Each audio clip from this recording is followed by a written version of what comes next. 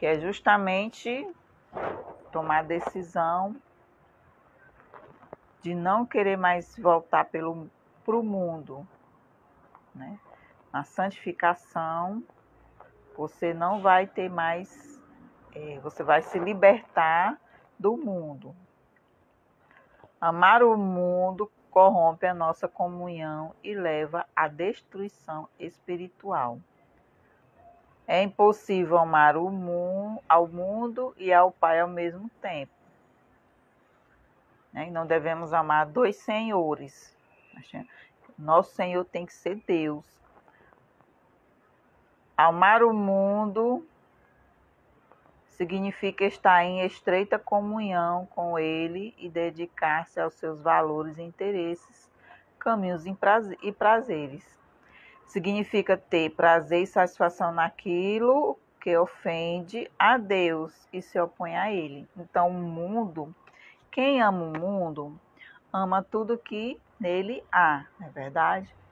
Então, tudo que no mundo há, né, que são os prazeres, os interesses, né, você está tendo que satisfação em tudo aquilo que ofende a Deus. Certo? Então, e se opõe a Ele.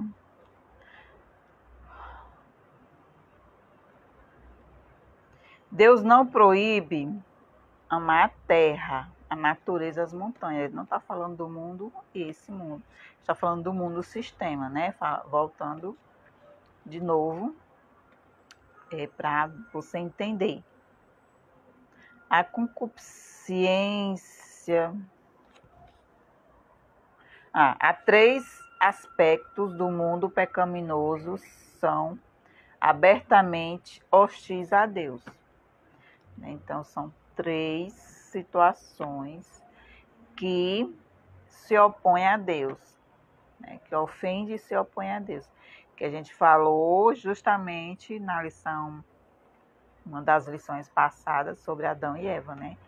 A Eva, né? Justamente a concupiscência da carne, a concupiscência dos olhos e a soberba da vida. Então, esses 3, né, eles se opõem a Deus, certo? Incluem os desejos impuros de buscar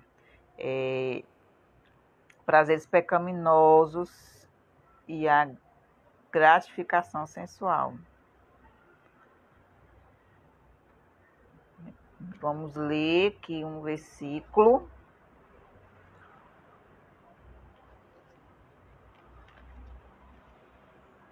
Primeiro Coríntios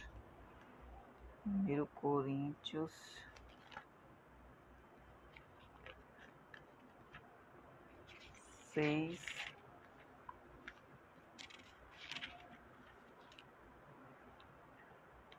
18. 6:18. Fugir da prostituição. Todo pecado que o homem comete é fora do corpo, mas o que se prostitui peca contra o seu próprio corpo. Então, a concupiscência dos olhos refere-se à cobiça ou desejo descontrolado por coisas que atraem aos olhos e proibidas por Deus, né? Pode ser dinheiro, né? Fortuna, joias, aquilo que atrai os olhos, né? Desejo, algo que você deseje, né? Inclusive o desejo de divertir-se com algo que tenha pornografia, violência, impiedade e imoralidade. Vamos ler Gênesis 3:6.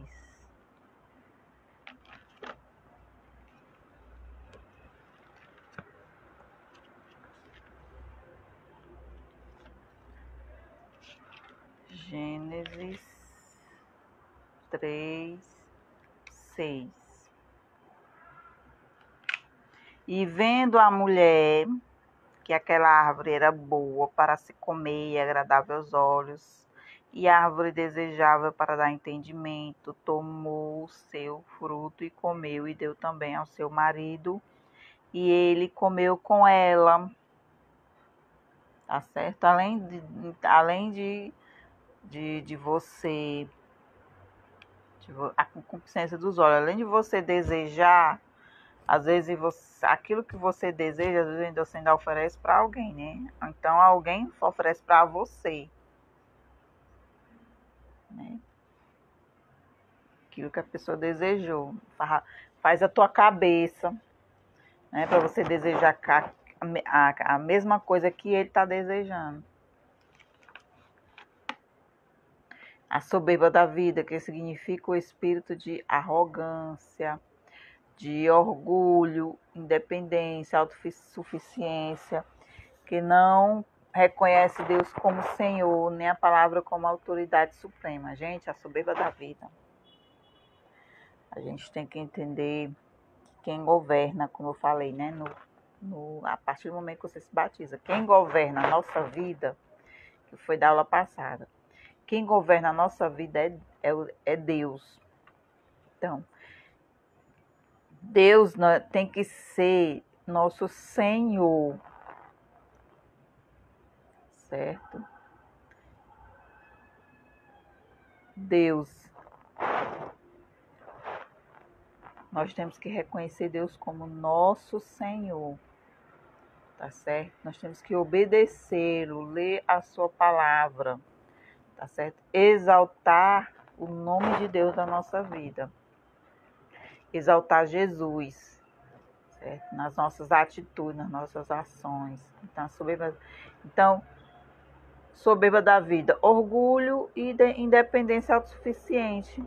E quer dizer, você acha que pode, que é o orgulho, né? Decidir por conta própria. Você está se achando autossuficiente. Você não espera por Deus. Quer dizer, você pode até estar esperando por Deus, mas você se acha no direito de decidir algo que Deus ou já decidiu ou ainda irá decidir, tá certo? Então nós temos que reconhecer Deus como Senhor e fazer, né, que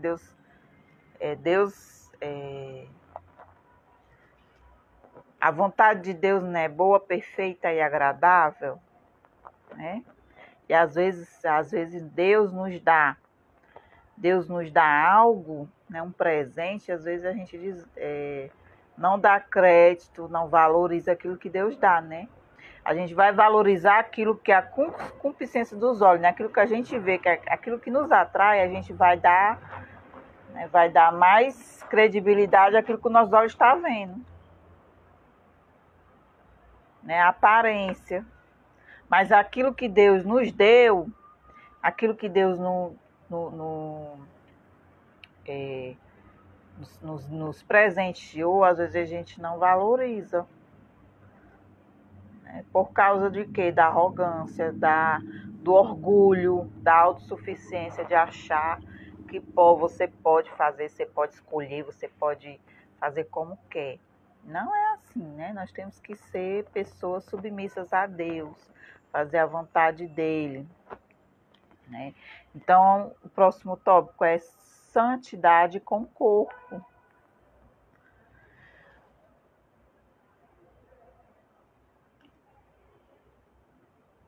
Como é que nós devemos santificar o nosso corpo? Buscar a Deus de todo o coração e mente, respeitando o próprio corpo, que é templo do Espírito Santo. Então, nós como somos templo e morada do Espírito Santo, nós temos que agradar a Deus buscando Ele em espírito e em verdade, certo? E não está por influência de amigos, influência de alguém, certo? Para você fazer coisas erradas, para você decidir errado, certo? Tomar decisões erradas. Então nós temos que nos portar com decência, respeito e temor a Deus, vivendo sempre para a sua glória, certo? Uma desse, gente, às vezes é um pouco difícil, mas é uma decisão pessoal, certo? É algo pessoal, certo? Santidade com a mente. Esse é o mais difícil, a nossa mente, né?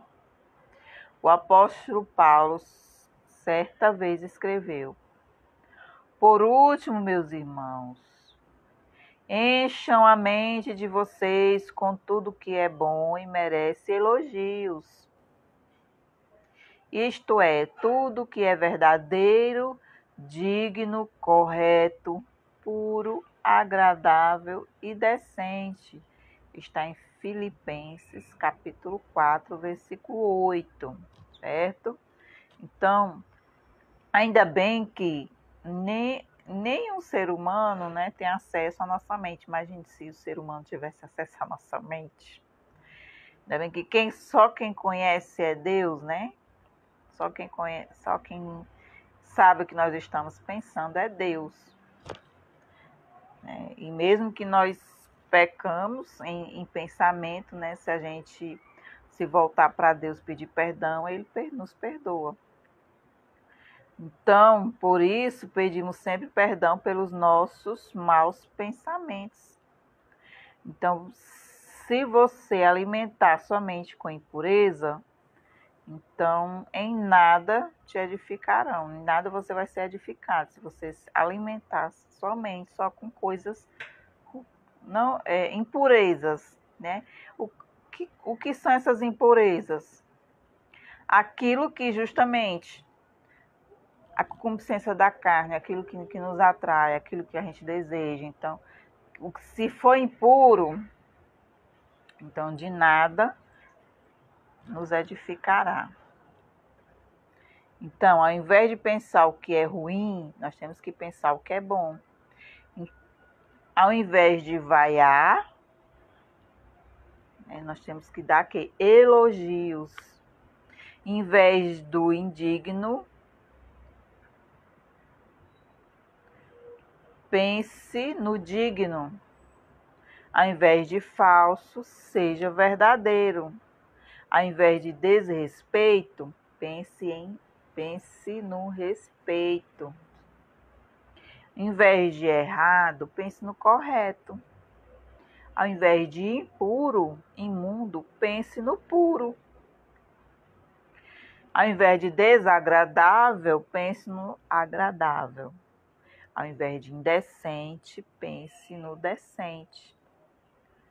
Então, que a sua mente seja santa para a glória de Deus. Então, a palavra e a oração. Para consagrar sua vida ao Senhor, o Criador dos céus e da terra, não há ferramenta melhores que a palavra e a oração. Realmente não tem, certo? É uma prática, tem que ser prática diária.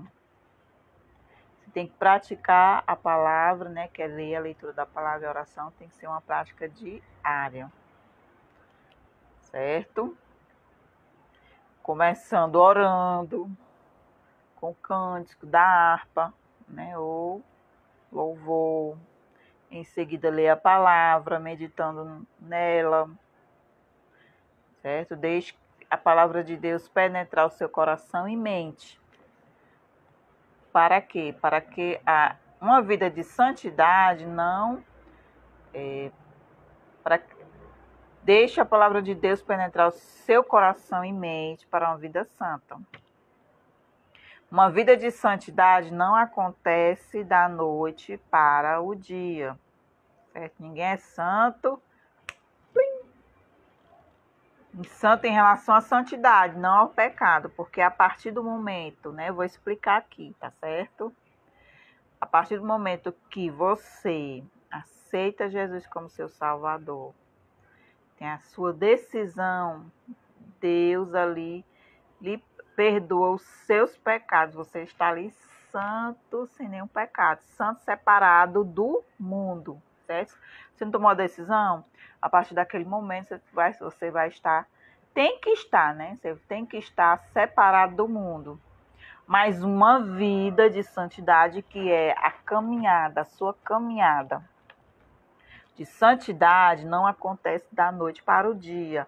Por quê? Porque mesmo que Deus tenha limpado os nossos pecados, né, tenha jogado lá no mar de esquecimento, mas nós somos seres humanos com a inclinação para o pecado. Então nós temos que fugir do pecado.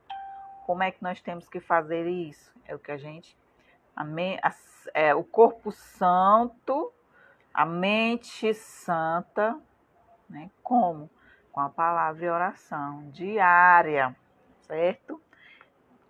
Então, depende exclusivamente das pessoas que têm um propósito sublime com Deus. Então, é um esforço, é uma decisão que você tem que fazer, tá certo?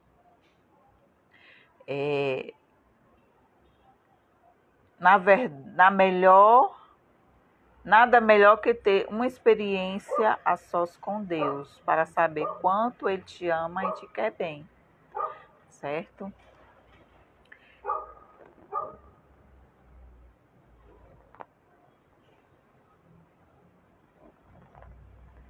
Devemos colocar a nossa necessidade diante de Deus.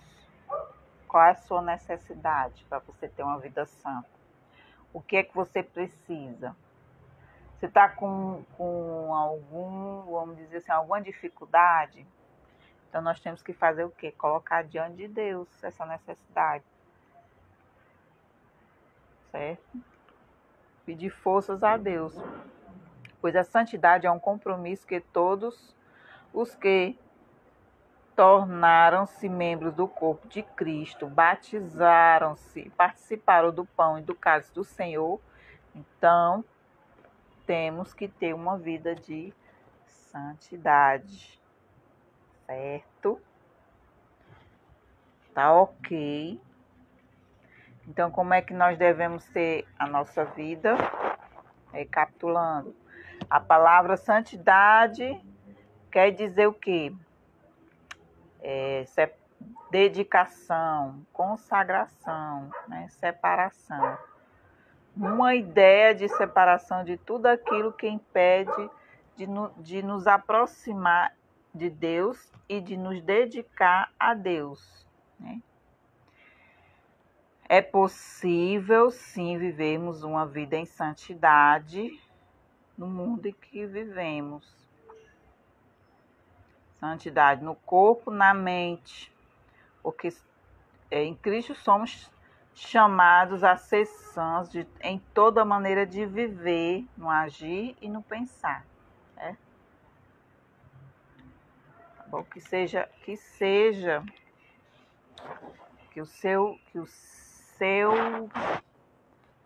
Sua alegria, o seu prazer, o seu desejo seja na vontade de Deus, na palavra de Deus, na presença de Deus, tá bom?